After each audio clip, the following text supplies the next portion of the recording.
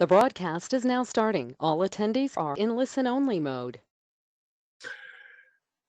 Okay, hi everybody, and welcome to our pre-full moon, Pisces pre-full moon meditation. I put a lot of information in the chat box, but unfortunately, I was incorrect about one of them because I gave you the Aries full moon, but in fact, the Pisces full moon begins on the 19th at 2:15 p.m. GMT, and the actual full moon is at 3:53 in the afternoon and 27 seconds. So I hope we don't get disoriented. I was just explaining to Michael and BL that when Pisces energy hits, something happens to me, and so I'm adrift, and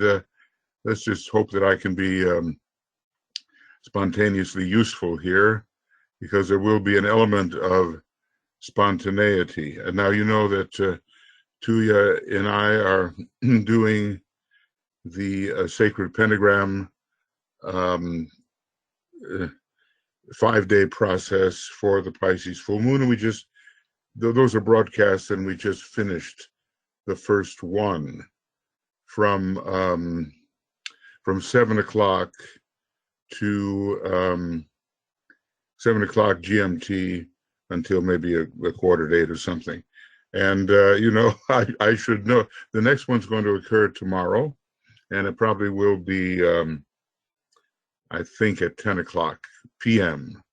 GMT, and it will be right together with the Pisces ingress. That's when the sun moves into Pisces. So there's a little arranging and rearranging going on here, and I hope you can stay with us. Whenever we have a broadcast, it's always the same live link, and the webinars are different. And I'm just going to count on BL and Michael here to look at what I put in the chat box, and if there's any no-nos there, they will correct them.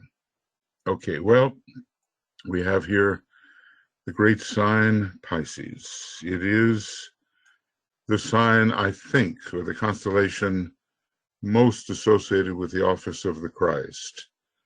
He has also Gemini, the head of the cosmic Christ, as it's called, and Virgo, wherein the individual Christ is born. But when it comes to Pisces, it is considered to be a cosmic decanate, and it is particularly Christ's decanate, just the way Scorpio is the decanate of Hercules, and Taurus is the decanate of the Buddha. So this sign, which seems the very last of all, does open the door actually for certain people of a very brave kind into Shambhala. It opens the door into Shambhala as a world savior. And most people finish their fifth initiation, in Aquarius, and they become the world servers, but a few use the Plutonic Neptunian energies of Pisces and enter world saviorship under the influence of Shambhala. And I think that's very important to remember.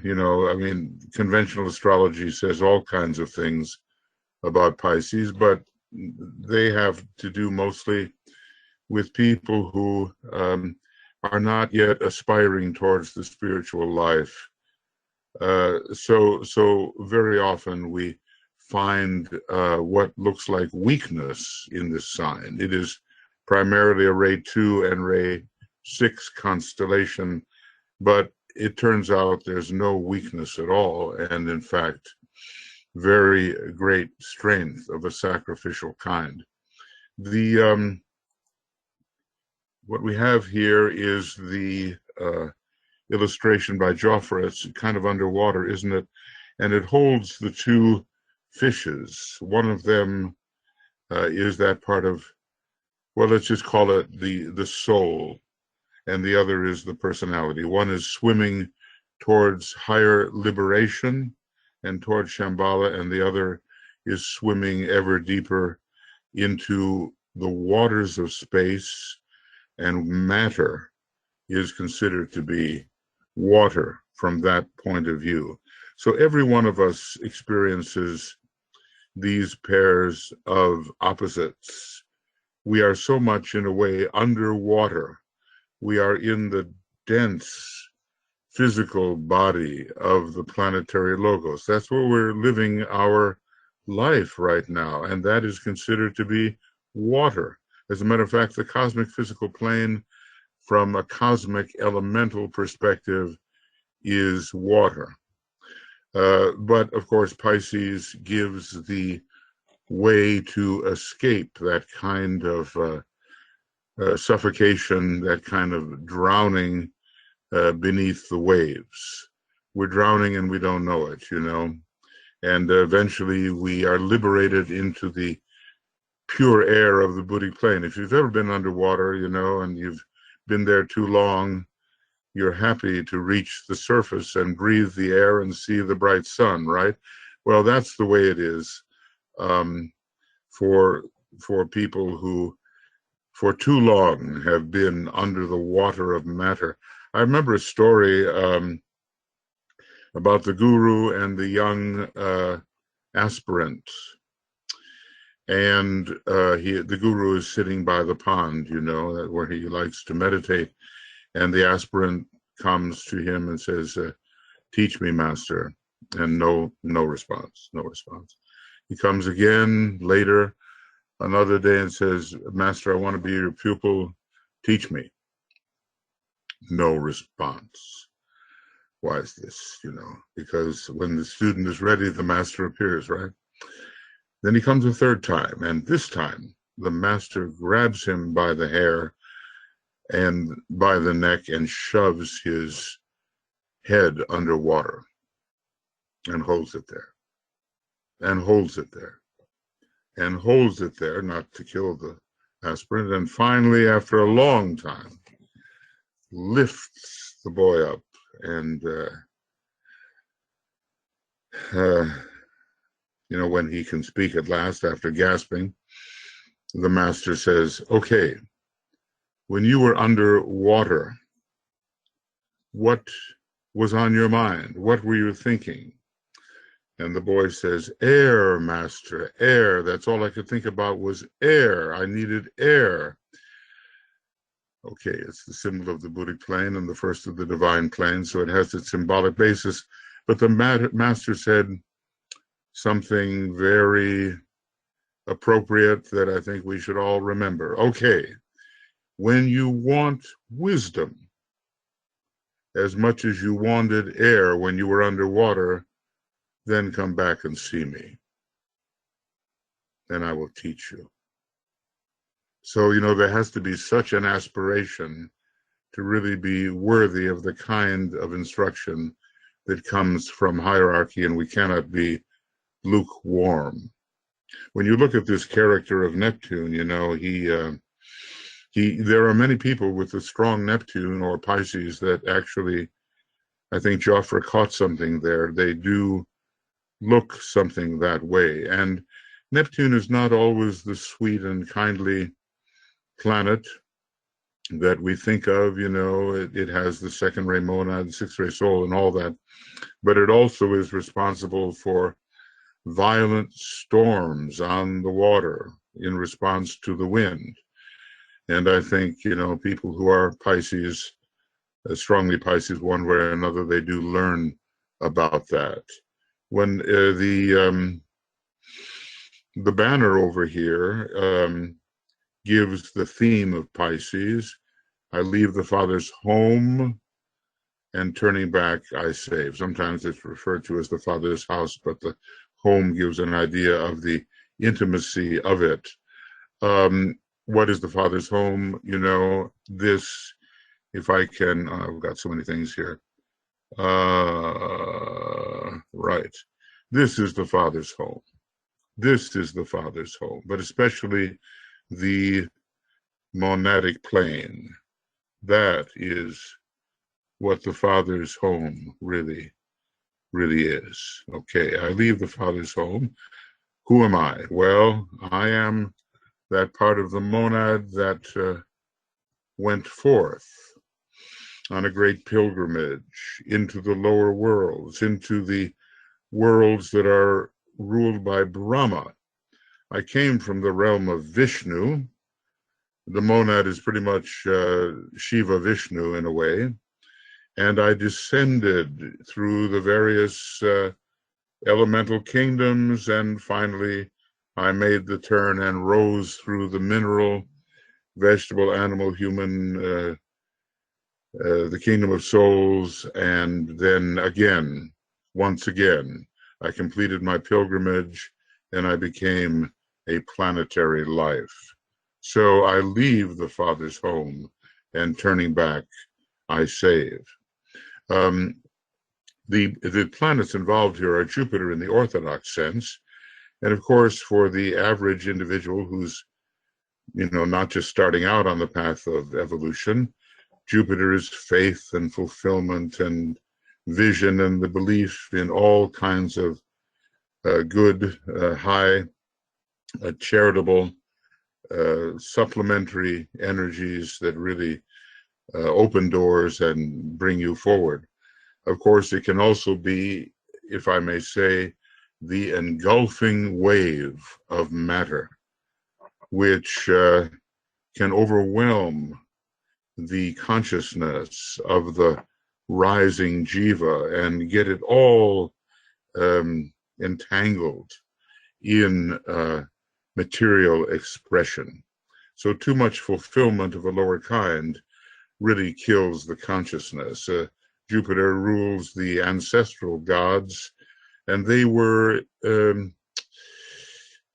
opponent of Narada, who basically is Sanat Kumara and represents Venus. And so all kinds of normal living in the lower worlds came under Jupiter, but not for Narada. There we had the chaste attitude enjoined upon the rising disciple, and the extraction out of all of those material, familial, lunar attitudes. In other words, Jupiter is exalted in the sign which the moon rules, that is, named the Cancer. Now, maybe the surprise for many of us when we get into esoteric astrology is that we see Pluto so strong here. Pluto is the Lord of Death.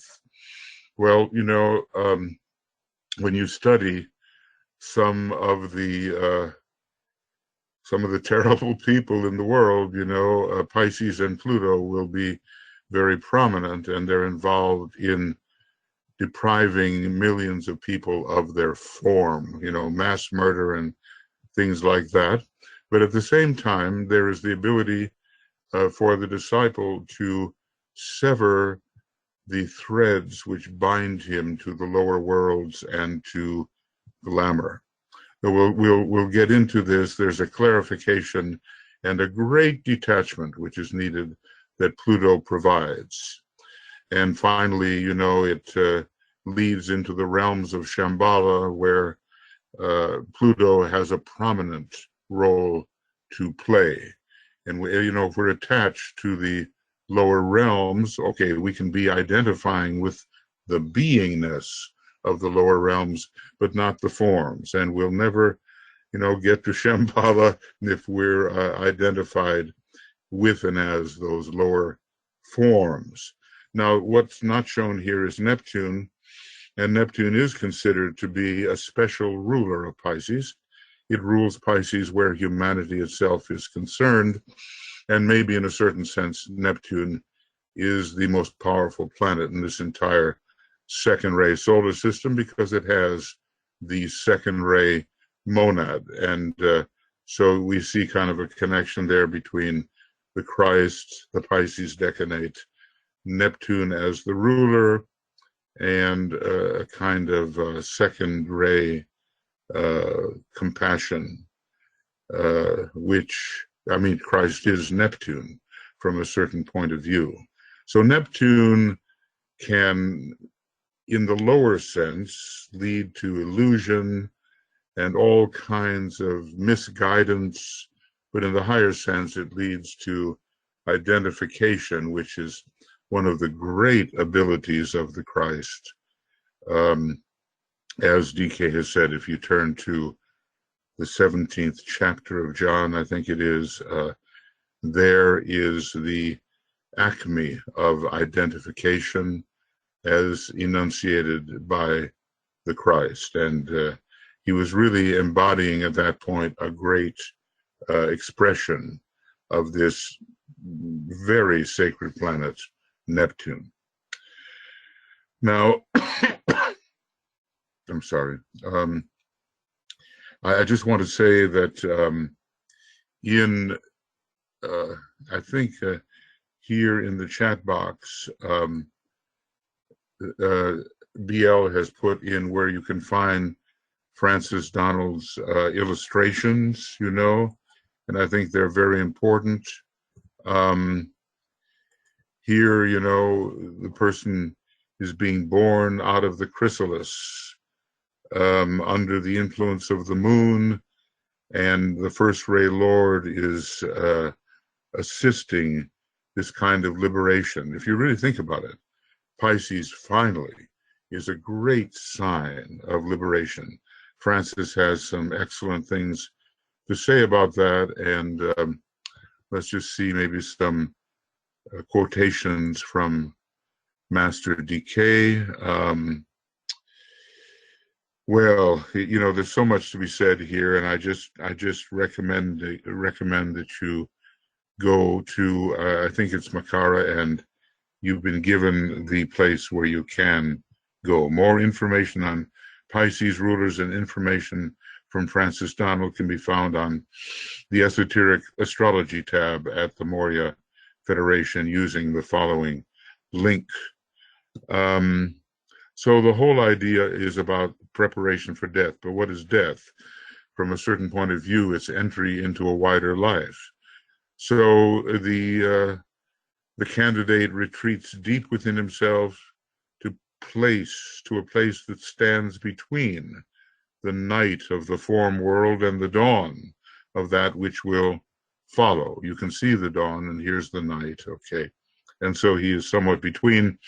He is swayed and turned by both, and as he struggles against fear, the moon's troubled waters fill him with doubt. Here is the moon, but we all know that it has still a vampiristic and negative effect upon the life of Earth due to ancient history. In the form ever clings to the past, while the inner spark, the true monad within us, leaps towards its source. And the source is the pure being of the universe, but there are many temporary sources along the way. In the midst of his struggle, unseen and unheard, a Lord of Will, there he is, looking very willful, there in the background, okay. A Lord of Will spirals from the inner realms into this outer place. His presence fills our seeker with peace. In this moment of profound calm, the gateway into life more abundant, and that's a higher quality of Neptune and Jupiter as well in relation to Pisces, flashes across the disciple's inner vision. And he realizes that death, as he has learned to view it, is an illusion born of fear. He releases his grip on the past, and the form world loses its hold on him. That's the kind of detachment we're talking about, which is liberation into Shambhala eventually. He shifts his point of attention beyond the chrysalis, in which he is taking form, we might say, as a ever more advanced spiritual being. He shifts his point of attention beyond the chrysalis, which now appears to him as a binding sheath, And following his sutratma, the life thread, the silver thread that has anchored him in his body, passes through the narrow passage. It's a rebirth, really. And all of us are awaiting various deaths, which are actually rebirths into higher vibratory realms. Here's a few things in relation to Pisces that DK wrote. The first ray is the controller of the death drama in all kingdoms, a destruction of form which brings about release of power and permits entrance into light through the gateway of death. DK tells us we awaken on the other side free of the weight and the presence of that veil we call the body. And of course, life is much wider and broader. The disciple comes through Pluto under the destroying power of death, death of desire, death of the personality, and of all which holds him between the pairs of opposites. For practical purposes, what are the pairs of opposites? They are soul and personality. They are vertical pairs of opposites in order to achieve the final liberation. Now, this is the utmost statement here. This is the statement that should absolutely be remembered whenever dealing with Pluto. And I can't quite, there we go. Pluto, or death, never destroys the consciousness aspect. So even though the form should drop away, there is new perception and new vitality of that which remains. Master Moria sort of bewails the fact that we're so hampered here by the body, and as soon as someone dies, they become, he says, immediately courageous. Well, I don't know who he's dealing with, but apparently there's a lot more incentive to be courageous when you've dropped the body.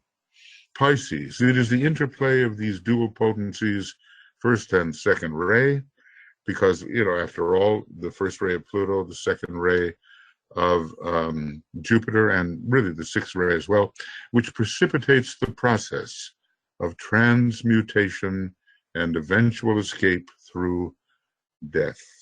Okay. Pisces governs the feet, hence the whole thought of progress, of attaining the goal, and of treading the path of return has been the underlying spiritual revelation of the great cycle through which we are passing. Okay, well, there's so much, and you probably know about it, but I have taken esoteric astrology, word for word, line by line, paragraph by paragraph, and offered my interpretation of whatever I found there. So if you want to have a deep study of these matters, not that I'm saying I'm always correct, but a deep study, please go to Makara, and I think also even on YouTube now, it may be there, and you can begin listening and viewing the videos that give commentary on the entire book of esoteric astrology. Obviously, I don't have time to go into all that now, but it's such a deep book, and DK says it's his most occult book because it is, after all, dealing only with energies. That's how he looks at it. Okay, so I think there's another one here called Chrysalis, and Francis wrote this as kind of a continuity here, and so he begins with the magician, and the chrysalis. The chrysalis gives way to this particular image, and we have the rider on the fish in the turbulent seas and always reincarnating. And if you look very strongly back here, there are the vehicles of all the dead fish that have been left behind. Let's see if we can just say a little about this. Okay, so we've just read the other one a little bit. The eye of the soul. Upon the reverse wheel, the soul that is the consciousness, proceeds to detach itself from the personality. Now, are we doing that? We had better. And reattach in consciousness to the, quote, one who sent it forth, that is, the soul itself and later pure being of the monad. Such is the climaxing story of Pisces. So what does it say here? Using a different set of metaphors, the eye of the soul, and I think we're seeing that in there's the sun and the moon, it's the eye of the soul, it's the great pairs of opposites depicted there. The eye of the soul depicts the next stage of the Piscean process, a fish representing the vehicle of the personality consciousness, and its rider, the captive soul, the lower fish, have together navigated the waters of the lower quaternary, and that's basically mind, emotion, ether, and dense physicality. They have navigated the waters of the lower quaternary for countless eons, inexorably drawn by his monad, and we're all drawn on by that great center from which we departed. The little one, that is the emanation, which we also are, urges the Piscean vehicle to lift itself beyond its own watery element, and together they emerge from the dark waters of substance. But in the rare atmosphere of soul contact, the fish, which is the personality aspect, occultly dies, or let's say it no longer has a will and life of its own. It is a perfect servant of the personality of the soul, and has capitulated completely to the will of the soul. And if you look closely, says Francis, you'll see the night sky filled with those fish who have gone before. And we looked at that. This represents the transformative agency of Pluto, for as DK says, Pluto never destroys the consciousness aspect. Well, there's a lot we can get into there, and I do recommend, Francis has done a lot of wonderful things within the context of his programs and in the Moria Federation. And the first work that he was doing was to explore the signs of the zodiac, and then sacred geometry, and now the secret doctrine, which I'm sure many of you pick up on the monthly webinars. So I'm not going to get into all of it, obviously, but I'm just offering you the incentive to go to the Moria Federation and look under esoteric astrology, and then read more deeply into some of the meanings, especially at the time of the full moon. I also want to say that Tuya and I are undertaking an experiment, and I'm offering the solar fire rituals now at the time of the new moon. So be aware of that, because, for music and meditation, because, we have such a very crowded schedule around the time of the full moon. So maybe, in fact, there'll be a little more space around things if we do it that way. Excuse me. Okay, friends. So now let's get into it, and I'm glad you're here, and let's see if we can enter into this very sensitive sign, and a sign which promotes sensitivity, and also a rare form of courage which is necessary for detachment. I think, DK gave out in some of his papers, which I think we can, where can we find them? I think they're on Makara actually now, the horoscopes of the abiding horoscopes of some of the masters, like we would find Kuthumi to have much Gemini and Pisces. And it looks like the Tibetan could be there, or at least the suggestion would be that he would have Gemini and Taurus.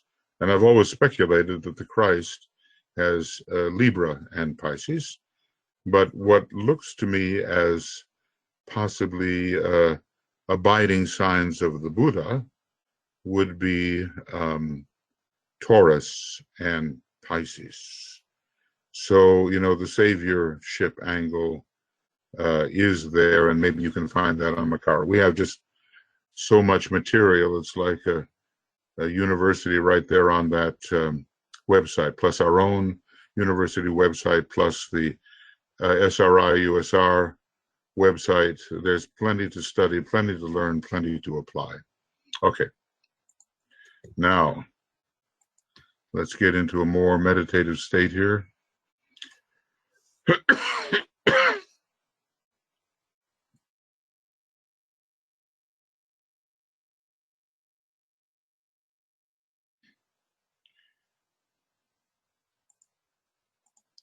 And this is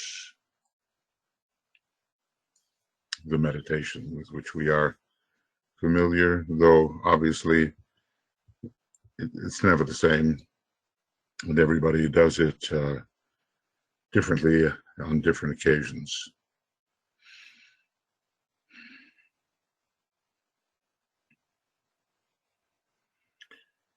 So we're still a couple of days out from the actual time of the full moon. The ingress is coming in on the early morning on the 19th here in Europe, and then later in the European afternoon comes in the full moon itself. And Tuya will lead that. So anyway, we're probably here in a day of, we might say, a day of preparation. And we are aspiring, I think, on this day. And tomorrow we are dedicating the mind and the personality to the reception of the Pisces energy. We can do all kinds of things and have to. And, you know, many of us are, let's just say we're working for a living. We have to show up. We have to do certain things which seem mundane. But okay, there's the way of being inwardly receptive, even in the midst of outer activity. I think it's one of the skills of discipleship, and we have to learn it. And then will come the day of safeguarding, where we receive and hold the energy. And depending on whether you practice the 5-day or the 7-day method, there are different attitudes on each of the days: registration, sense of expectancy, and finally confirmed belief on the outer chain. The hierarchy actually has a much more rigorous schedule. The whole month is an ascent and a descent. And maybe when, you know, we're members of the hierarchy, we can sustain that kind of point of tension without interruption. Okay, so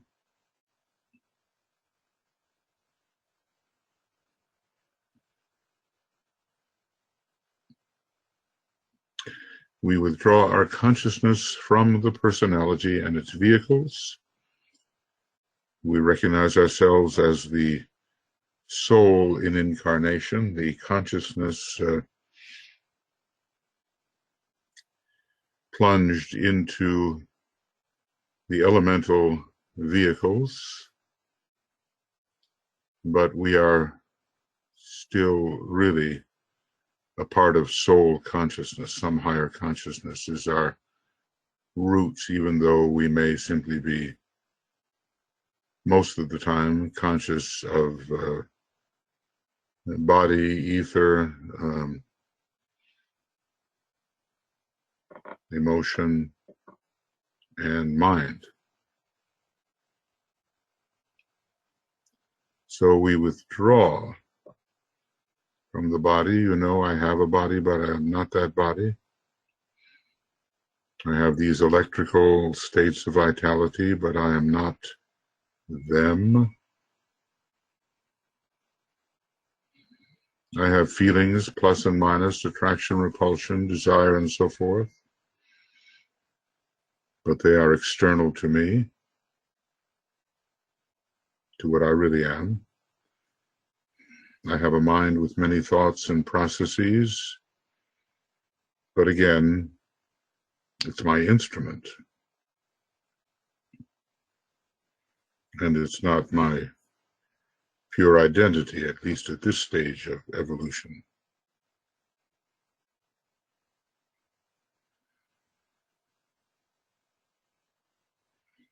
So then what am I?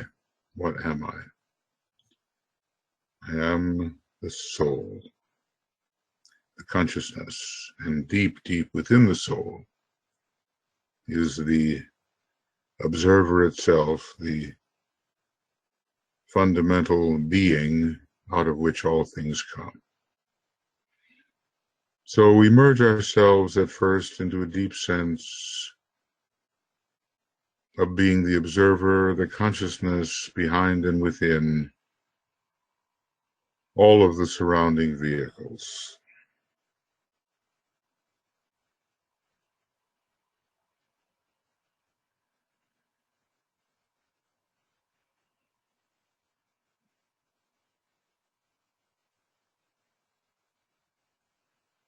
And we know that we could be separated from any of these vehicles, and our beingness, our identity, our true nature would be untouched. They could all fall away and we would be what we are. That has to be realized.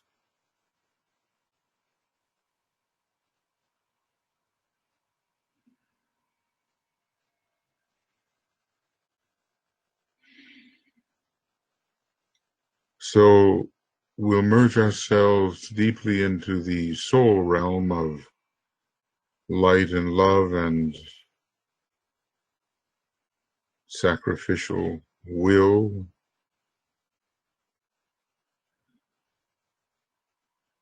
a synthetic realm, and a realm in which the monad and its extended energy sits at the very heart. So we tune those things in, and other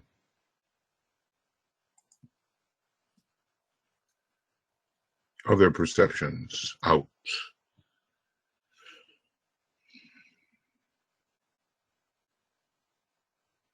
Try to find yourself as that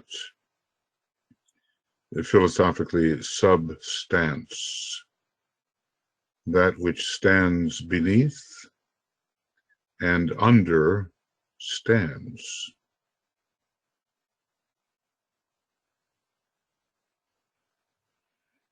Pisces is a great sign of loving understanding.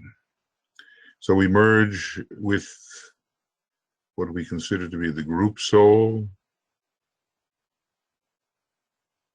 At first, there are world servers, and maybe we can number ourselves among them and sense our unity with the world servers and our unity with men and women of goodwill all over the world, whatever language they speak, whatever country they live in. Somehow there's a unity there, not a separation. And in fact, really, there's only one soul in all humanity and one consciousness with many apertures.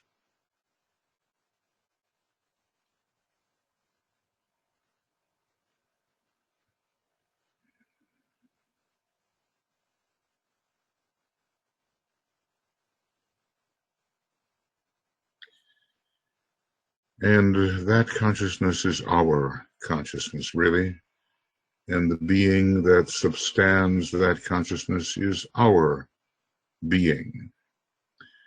This is a great sign of identification, and when Pisces is strong, we can learn the identificatory arts, how to merge with the apparent being of another, only to discover that it's really your being too. So when we want to develop these deep states of identification, we can use this second ray mantra. Look it up on your CD-ROM, you'll find it with all the 6 others. They're very interesting. Naught is but me. Naught is but me, with a capital M. Nothing personal about it. The me that is truly impersonal. Naught is but me.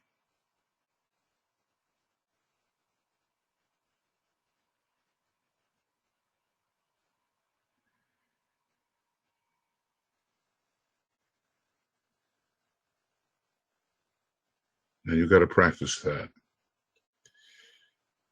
One day it clicks, and you're free from the form of what you are observing, and you find the essence of it, and it's identical with what you are. Naught is but me.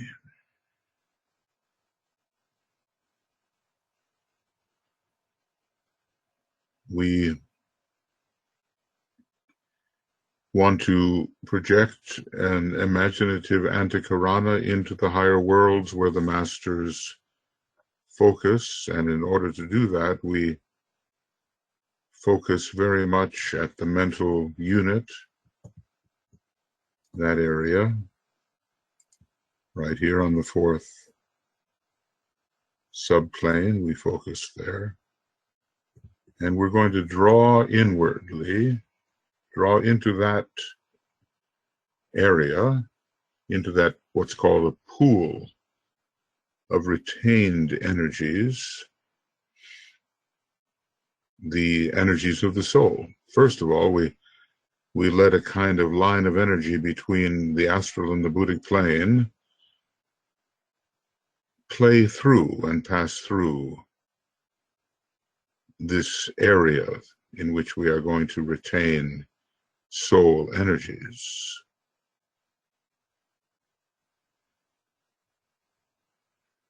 And maybe some of you have seen Francis's drawing of his illustration of the Antikarana, so it's very good and gives you the idea of what we're dealing with. The 7-colored Antikarana, with 2 colors being most important, your soul color and your personality color, but when doing this kind of group meditation, maybe just the color indigo, the most important. And so we draw in the energy of the knowledge petals of the soul. We imagine that knowledge from the soul comes into the pool of retained energies. More light. And love from the love petals enters into the pool of retained energies.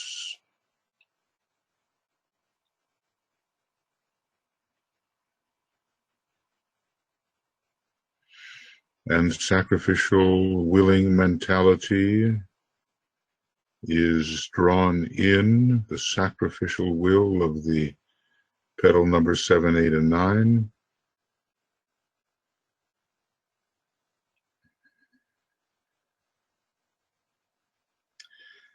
And in the realm of synthesis created by Buddhic energies, we draw in the synthetic perception of the synthesis petals.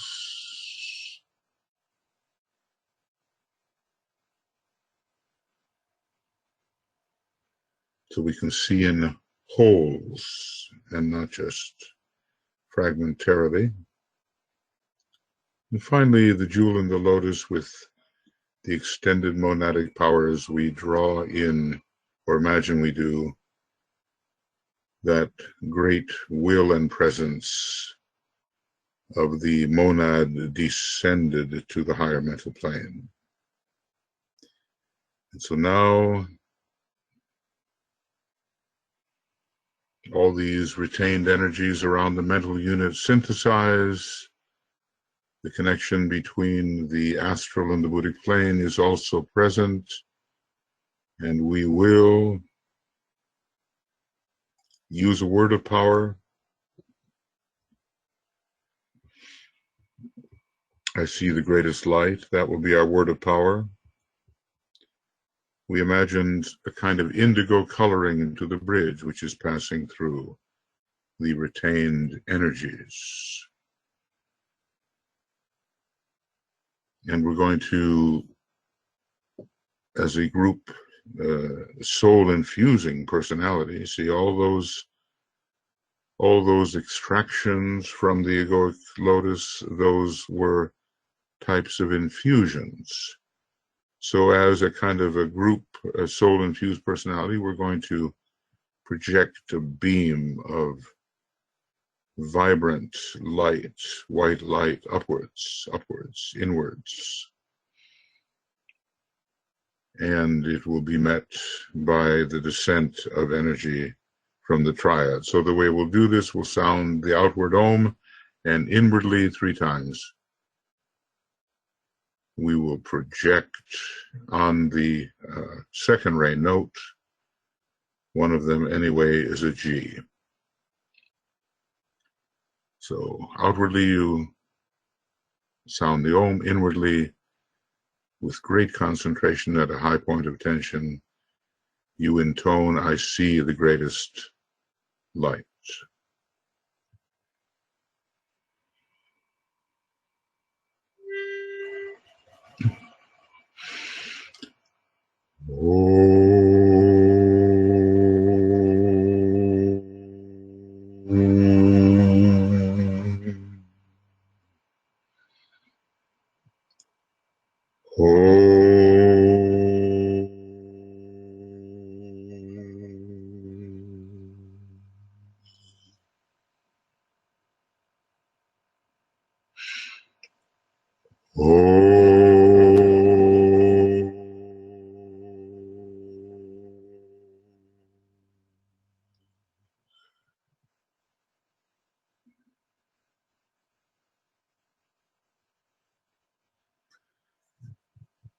And as if from the monad and its personality, the triad, the father aspect comes forth and meets at a blazing point the rising projection.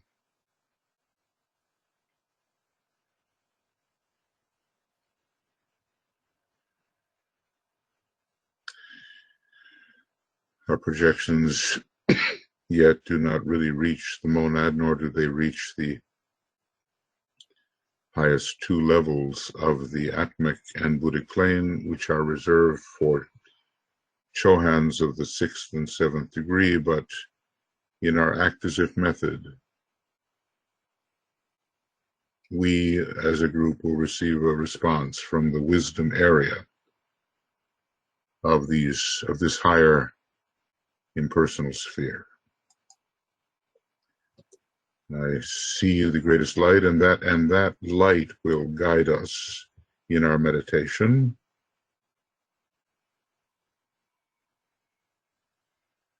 We can imagine that in that center where the will of God is known, the power of Shambhala can, with its unfettered enlightenment, unchained enlightenment, can somewhat reach the group and reveal something of the divine will. Well, what's it called? Love eternal, light supernal, peaceful, silent will. Love eternal, light supernal, peaceful, silent will. So the group is, at least imaginatively, into the area where the members of the hierarchy are always focused. So we give our solidarity, our salutations to the elder brothers, and we pledge our cooperation.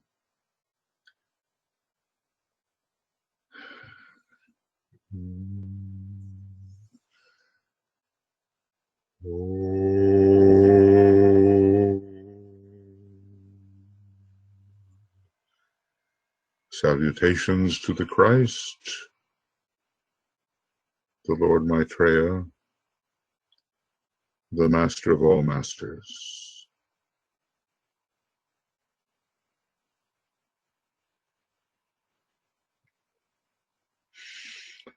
Oh. Salutations to the three masters with whom we most closely work, or whose influence we seek to wisely absorb. Master M, Master KH, Master DK.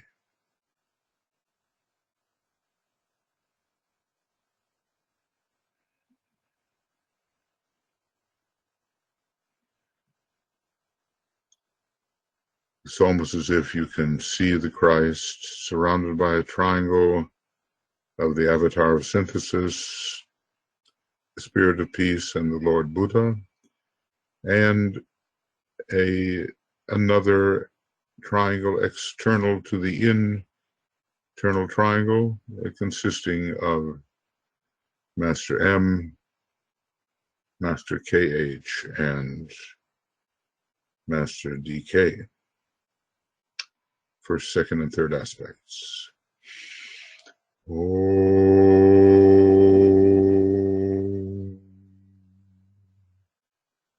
Salutations to the Master Moria, the head of all esoteric schools and organizations.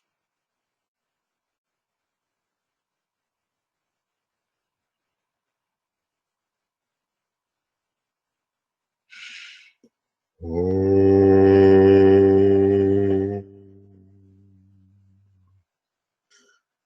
Salutations to the Master Kutumi, whose ashram is most involved in preparing for the reappearance of the Lord Maitreya the Christ.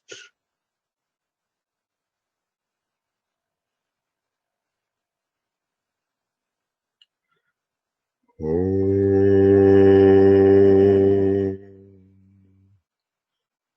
Salutations to the Master Jwal Kul, who trains the aspirants for initiation and is the messenger of the Masters, having given to us so much of the work of Blavatsky and even more through Alice Bailey.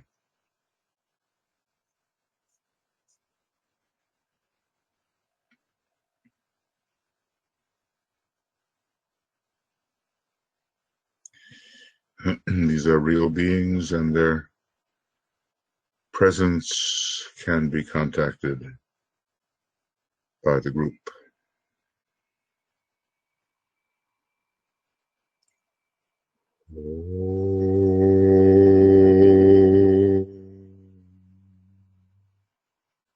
Salutations to your own master, however you conceive him to be or know him to be.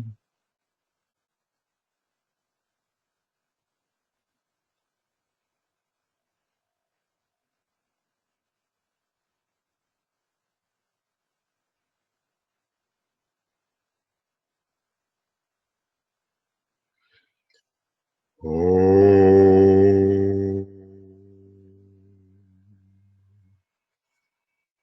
Salutations to the spiritual hierarchy of our planet.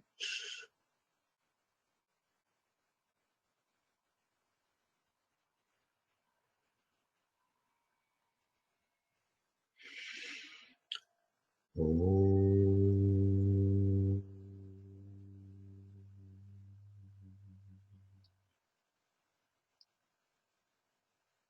And as a group, we raise our thought, at least our imaginative thought, to Shambhala, the center where the will of God is known, and with deepest reverence and in humility attempt, identifying together as a group soul, to attune somehow with the energy of Sanat Kumara, the divine will, the divine purpose of our globe and our planet in general. We attune.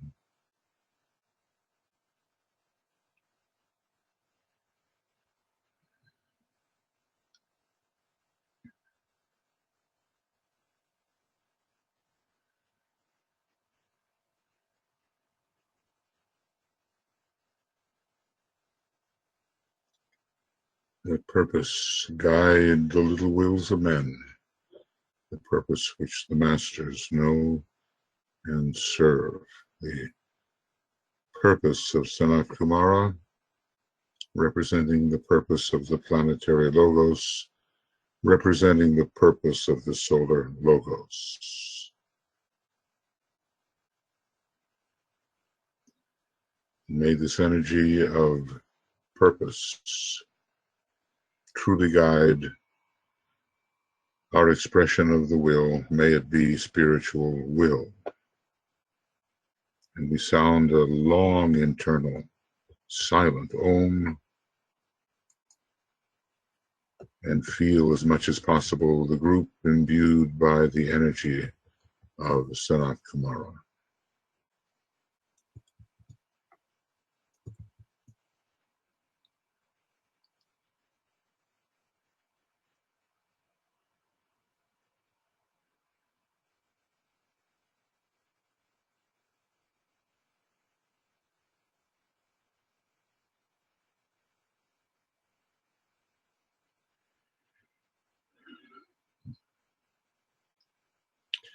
And I think we will know when we as a group and in our groups are truly guided by the higher will and purpose, rather than simply our own aspiration, as necessary as it may be.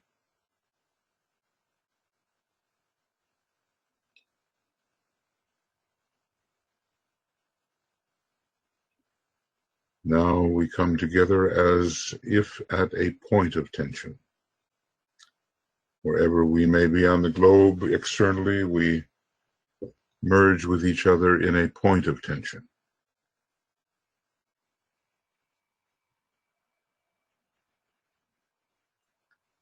We're all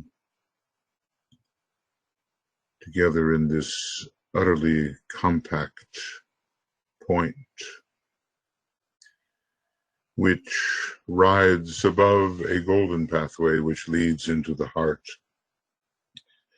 of an indigo sun, and there we will, as if, meet the presence of Master DK, that great expert in ray, planetary, zodiacal energies.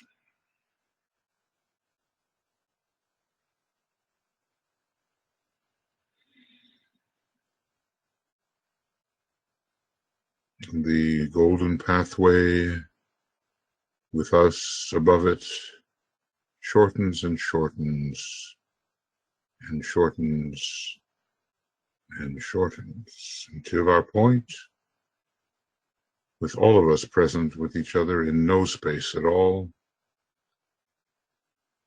enters the indigo sphere.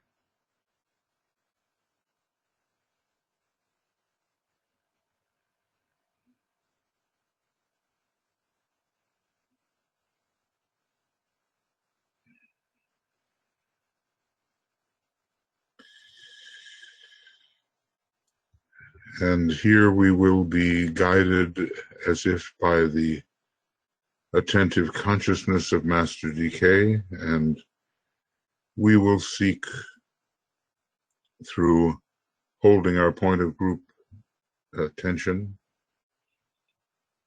to become, as it were, outposts of certain aspects of his consciousness. Not the entirety, of course, but enough to give us some sense of the kinds of energies which are now available.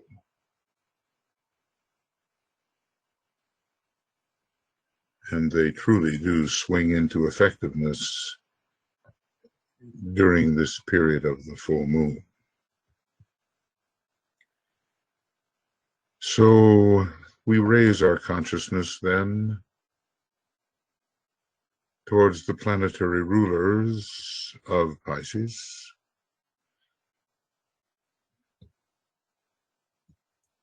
And first we will, they are Jupiter, Pluto, and Neptune.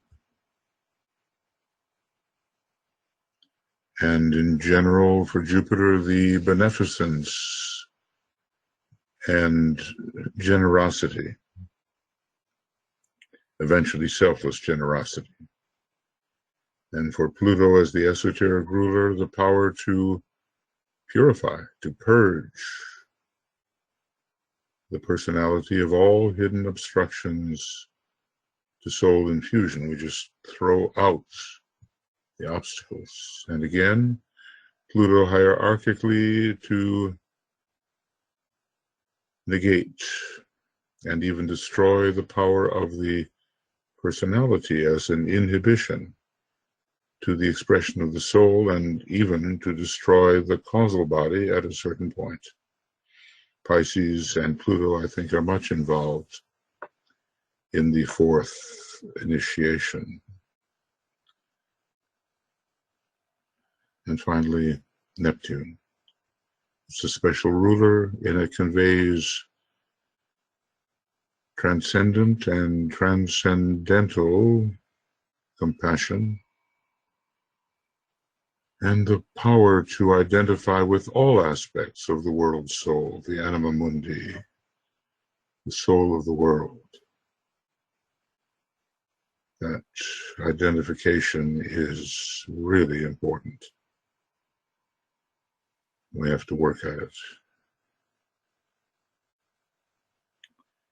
So first, it's as if we're confronting or thinking about the largest of all the planets in our system, the presence and power of Jupiter conveying something we all need: faith, hope, charity, benevolence, selfless service, uplift, enthusiasm, inspiration, vision.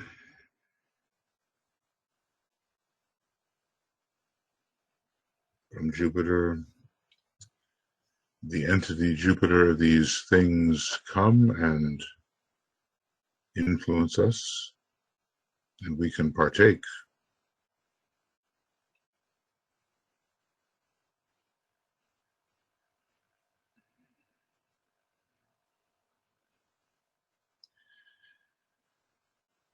And we will imagine that the energy of Jupiter flows into our group or groups with its benevolence and its conveying of these uplifting qualities. We will use a sort of blue note, again the G. We imagine it flowing in.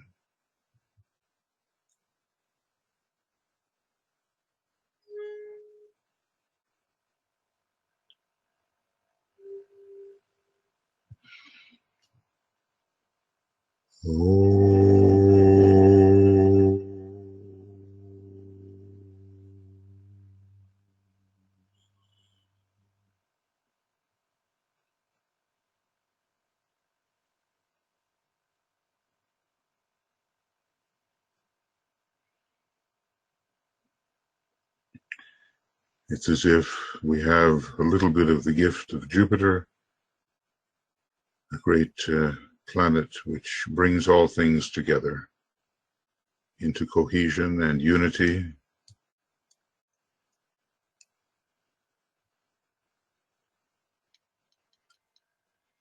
And we need, to get rid of those artificial boundaries which seem to divide up the elements of the whole. They're not really real. Jupiter can help us.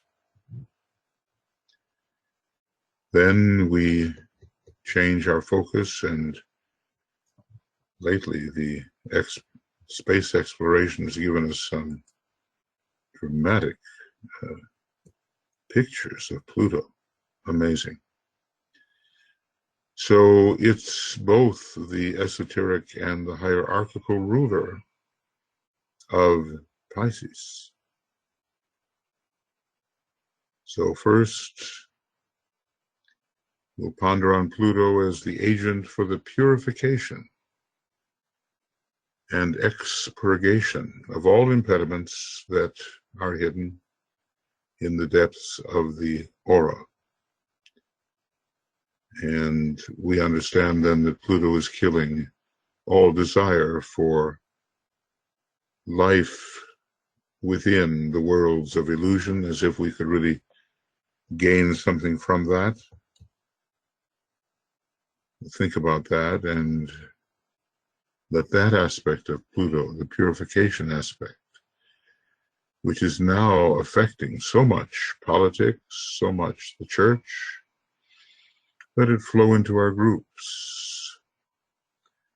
And I'll use another note,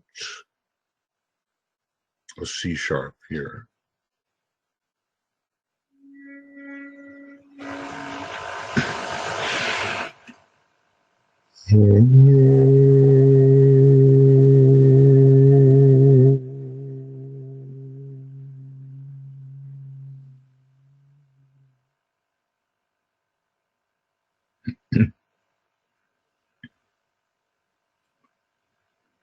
And may Pluto purify our group consciousness and also our individual consciousness. But perhaps the group can be influenced by the hierarchical aspect, and Pluto will be acting as an agent for the spiritual triad and the monad. In that guise, it is much connected with Shambhala, and it conveys the power to cut away and destroy all limiting ties that bind the soul to the perception of time and space as ordinarily conceived, releasing it into the timelessness and spacelessness, the non-locality of the spiritual triad and the monads. Think about that for a minute.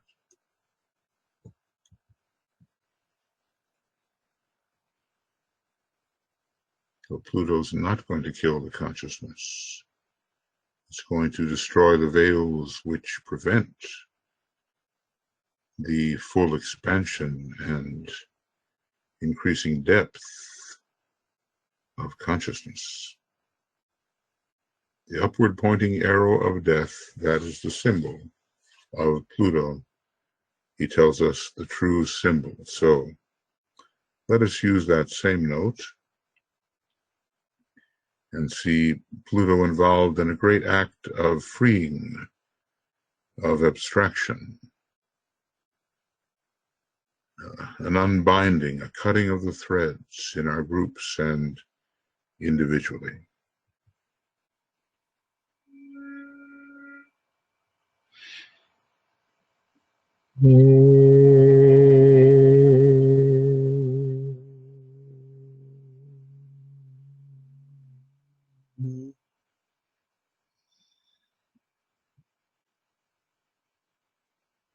Cut the threads which bind the two opposing lives together. Cut the threads, the sharp shears which bring freedom.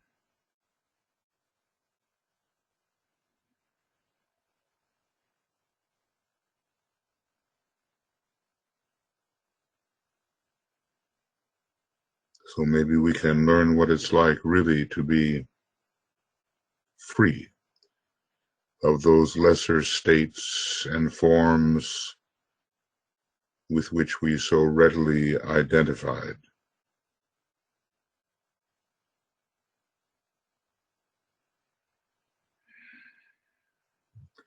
And finally, though it is a special ruler and related to humanity very much, let us consider Neptune with its transcendent soul influence and its transcendental monadic influence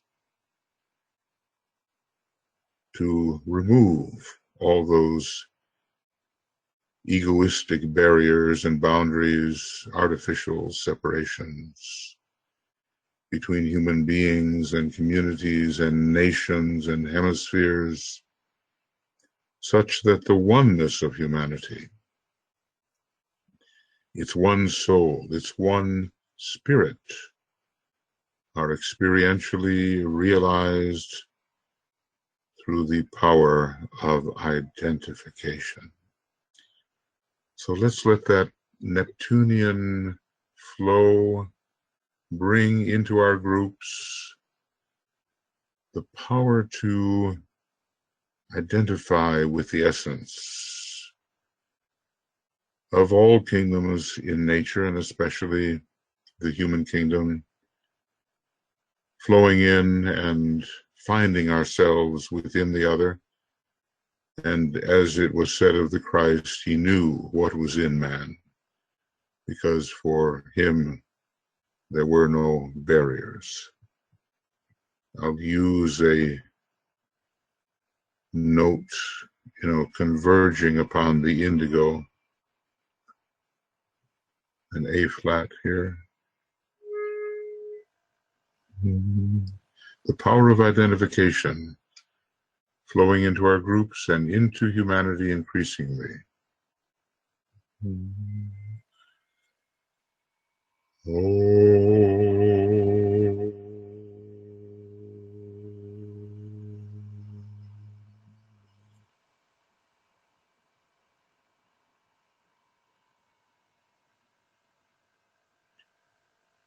Neptune, the great dissolver of artificial boundaries.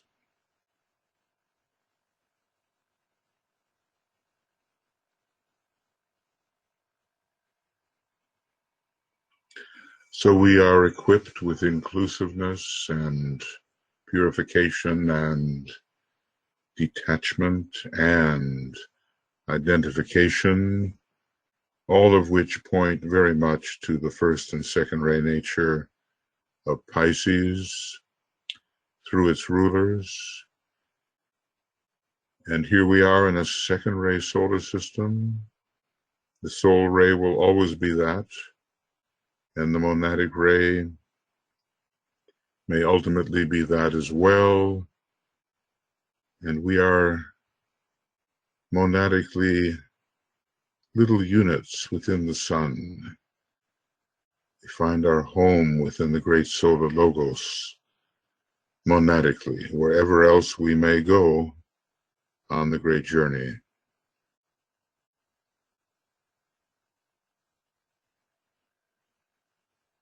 So within this, God is love, God is a consuming fire of love, within that sense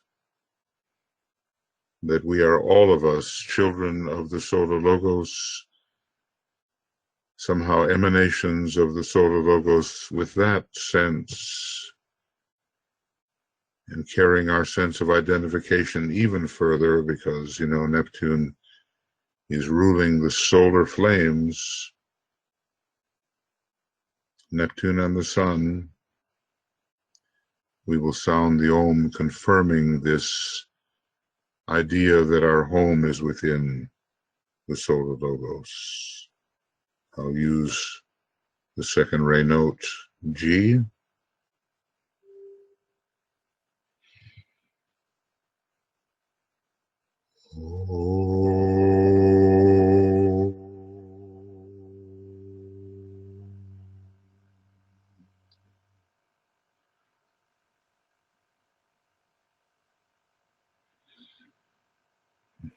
That sense of fiery unity should increase. We don't want to exit such a meditation simply as our personal selves. We want the deeper levels of identification and the truer identity to emerge. We lift ourselves into space, as it were, towards the great constellation, Pisces.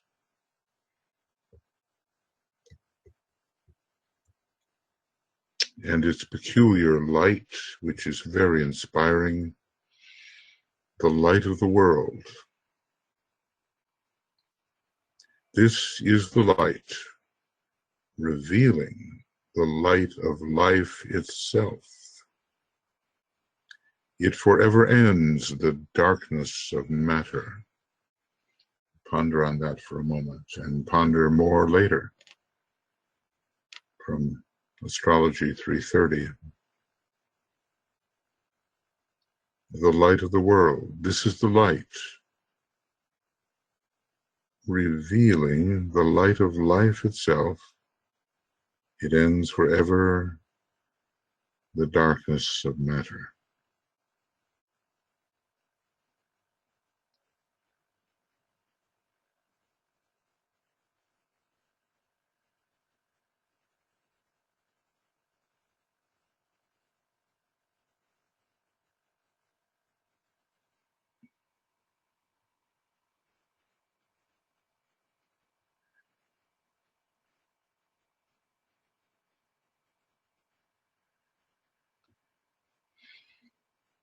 And the cycle seems to go on, because the very next sign is Aries, identified as it is with the light of life, the light which reveals the life aspect and stands for it, embodies it. So we really are in the realm of being here, because being is the essential life.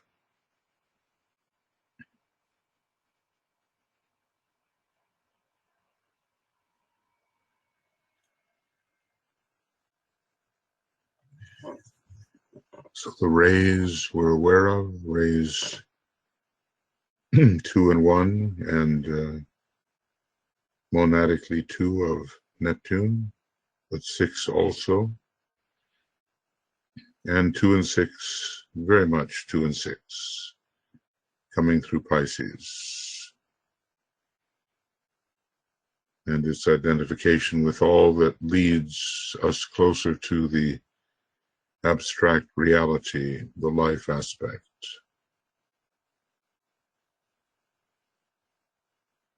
Not so much the form as that which is interior to the form and very subtle. So now, for some minutes, we're going to ponder the mantra, which is exactly what we've all done as monads. We'll take that into our silent group meditation, and we will see what the higher energies convey to us of the meaning of this and what it means in our own monadic pilgrimage. I leave the Father's home, and turning back, I save. Turning back, the journey on the rising arc after descent, turning back, rising through the plains until the Father comes forth and greets the Jiva, the Son, who is the Father anyway. I leave the Father's home, and turning back I save. Let us ponder.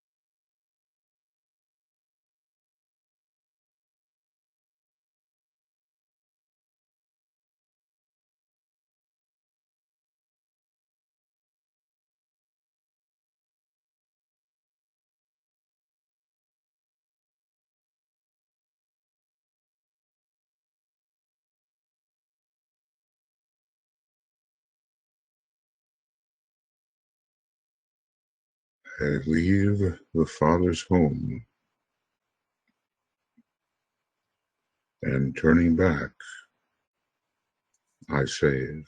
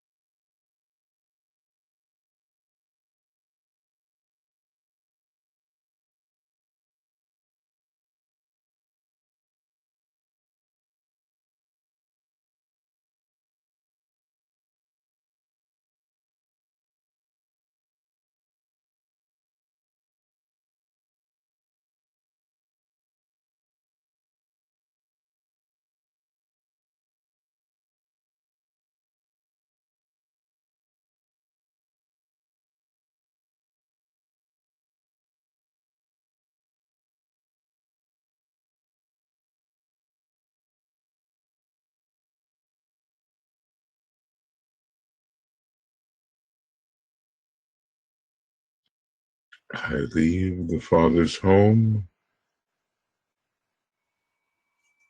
ages ago, and turning back, I save.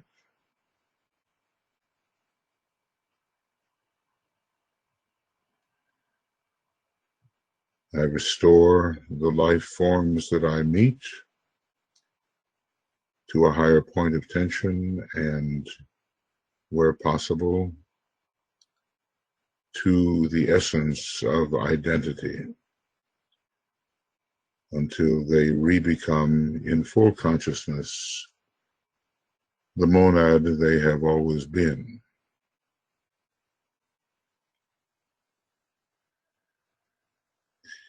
We still have, some time to ponder on this great mantra. Maybe another day and a half before the actual full moon, the ingress into Pisces is coming. So, from the heart and the head center of the one about whom naught may be said, and through chakras of that great being, which represent the second and the sixth rays,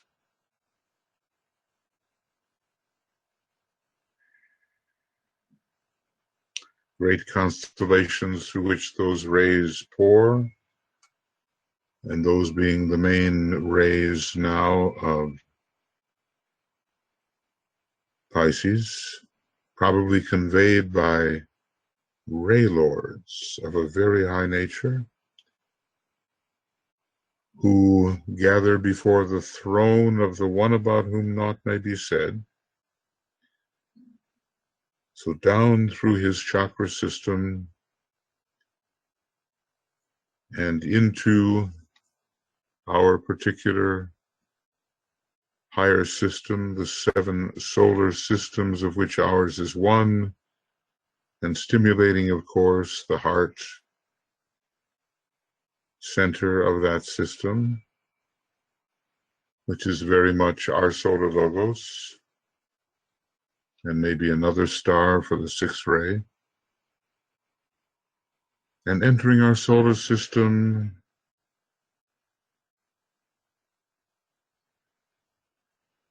where it touches Jupiter and Pluto and Neptune, and gathered into Shambhala under the law of assembly, and its saving energy passed on to every monad and to every soul, and as much as possible into the energy system of every group and every human being. Remember that descent where we have Sirius, Pisces, hierarchy,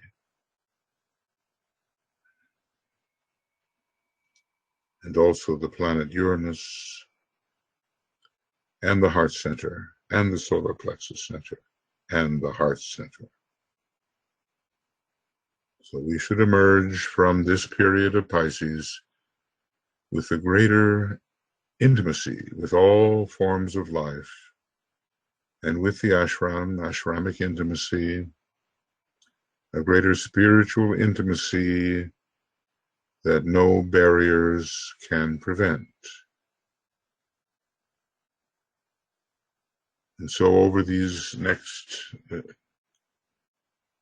hours and over the next day and a half or so, until our broadcast on the full moon, and taking in the ingress tomorrow night about this time, a little bit later even in the early morning.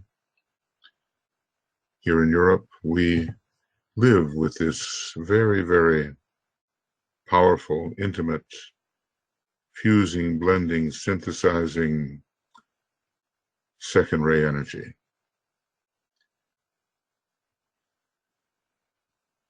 We try to carry love and wisdom to everybody. And in as much as we can do that, we are blending, we are told, our will with the large purpose of the will of God. So before doing the great invocation together, let's send some saving energy to areas on our planet where humanity really needs help, be it in the political sphere or the religious sphere, or where the military is involved, or where starvation is occurring and privation is occurring. You choose your own target to send the saving Piscean energy into that situation, ameliorating it, improving it,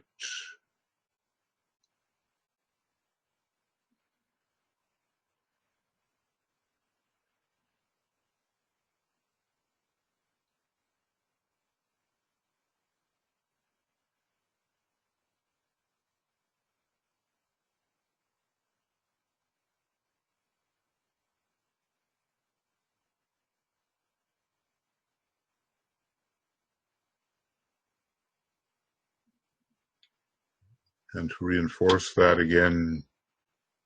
And you can continue to send that energy in over the hours that lie ahead and even afterwards. The Om, as you visualize the saving Piscean energy entering areas of real need.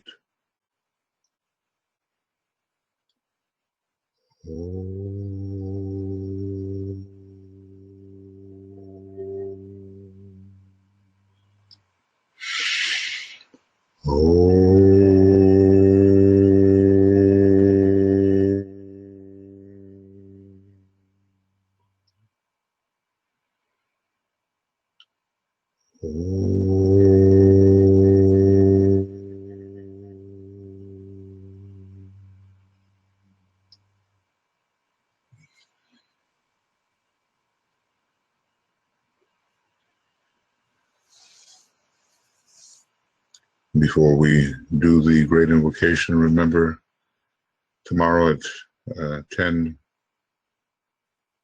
p.m. GMT, we'll have the ingress, and before that, as part of that, we will have the sacred pentagram approach, and then later in the day at 2:15 p.m. GMT, we will have the exact full moon broadcast, and the exact full moon is at 3:53 and 27 seconds in the afternoon of the 19th. So let's really be as sensitive as possible during this time of heightened sensitivity. And now, the great invocation. From the point of light within the mind of God, let light stream forth into the minds of men. Let light descend on earth.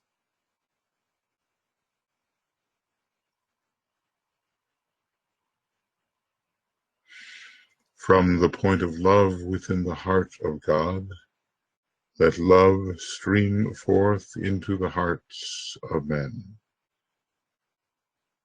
May Christ return to earth.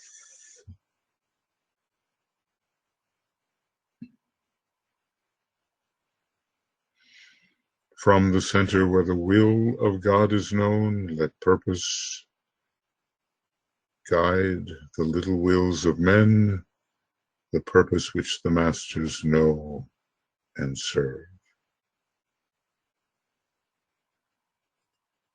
From the center which we call the race of men, let the plan of love and light work out, and may it seal the door where evil dwells.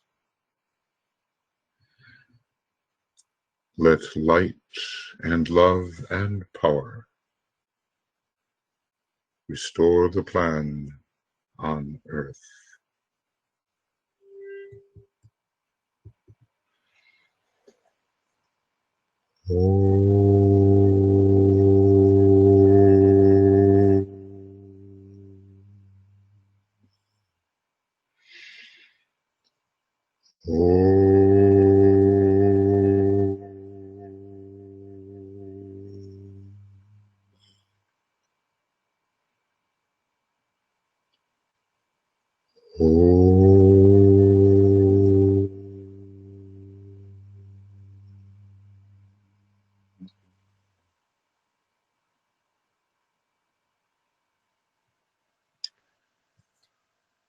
Thank you, everyone. And, hold your point of attention and get intimate with this Piscean energy, which reveals so much that is normally hidden as it lifts the veils. And tomorrow night, we'll be working with the ingress and also the sacred pentagram, and then later in the afternoon on the 19th, we'll do the exact full moon moment. We'll continue with sacred pentagram for a couple of days, and we'll distribute this energy as best we can, having felt it, knowing what it's all about, having been intimate with it, having it pervade us. We will find a way to rightly distribute it. Thank you for being here. Thank you for meditating.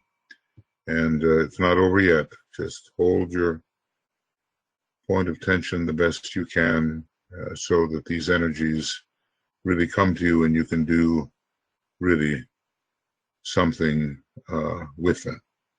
Okay. Many blessings, lots of love. See you before long.